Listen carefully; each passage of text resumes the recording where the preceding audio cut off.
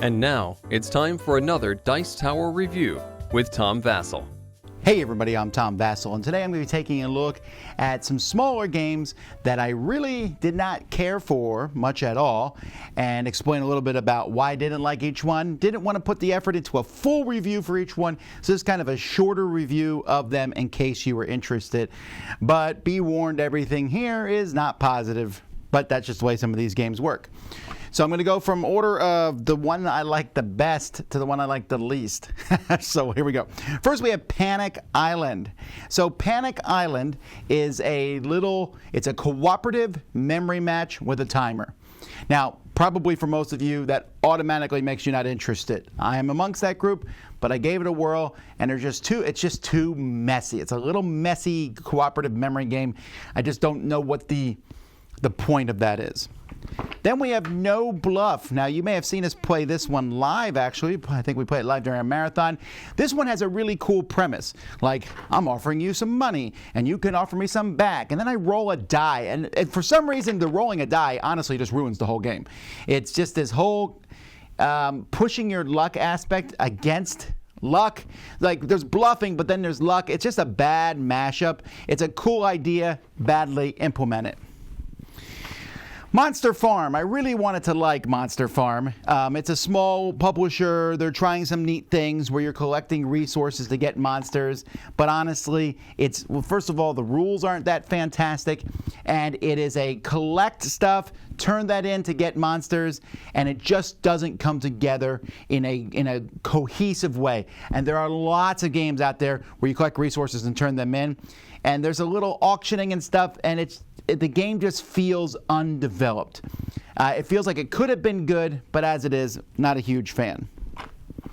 Otete Artist. This is another one that we played live here, you can see.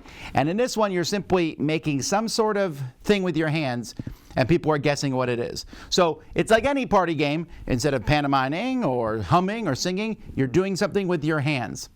That's interesting for about 10 seconds. I felt like this one here, it's a funny idea, but didn't need to be published. Another independent one, Frontier Enchanted Land. This one has very badly written rules, like incredibly badly written rules, but it is a drafting game. But what I don't like about this one, besides the bad rules, I just want to clarify that, the game is a drafting game where you draft 2 full rounds of cards, and then you sit there and try to score them all. And there's games that do that. There are good conceptual games where you score a bunch of cards like that. This one is not one of those. In this one, you could just have a bunch of cards, say these don't work together, this doesn't mesh. It just feels like you're trying to draft stuff and do things. I just was not impressed with this one at all. Then we have Sugar Heist. Now this one has really cute artwork about babies eating sugar, and there's also a little expansion here called Diaper Bomb. It's just a take that game. Play good cards on yourself, bad cards on other people. There's a lot of those. You're stashing and stealing cards from babies and collecting groups. It's a cute looking game, but it's a rotten piece of candy. Adventure Games discover the story. Volcanic Island. And you might say, wait a minute, you like these games. You're right.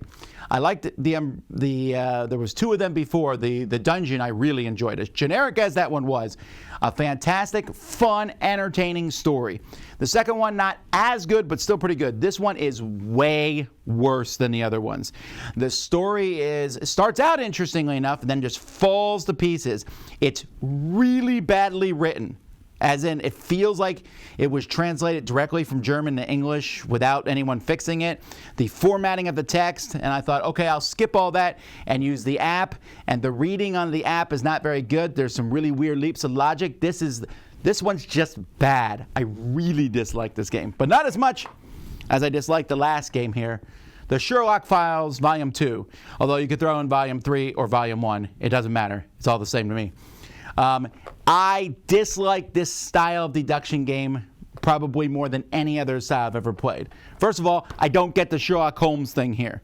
There's something about a recently deceased Don and jewel thieves and a laboratory fire. That's not Sherlock Holmes. They're just sticking his name on it to get money, I suppose. But in this game, you have a deck of cards. and you hand those deck of cards out slowly to people, and you're guessing which evidence is useful and which is not.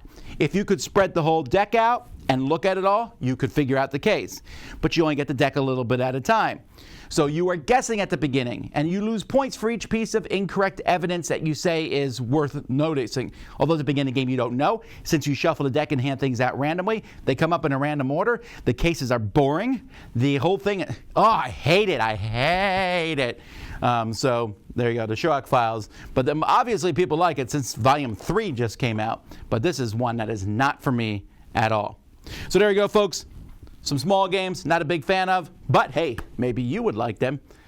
I doubt it, but you never know. So until next time, I'm Tom Vasel, and you've been watching The Dice Tower.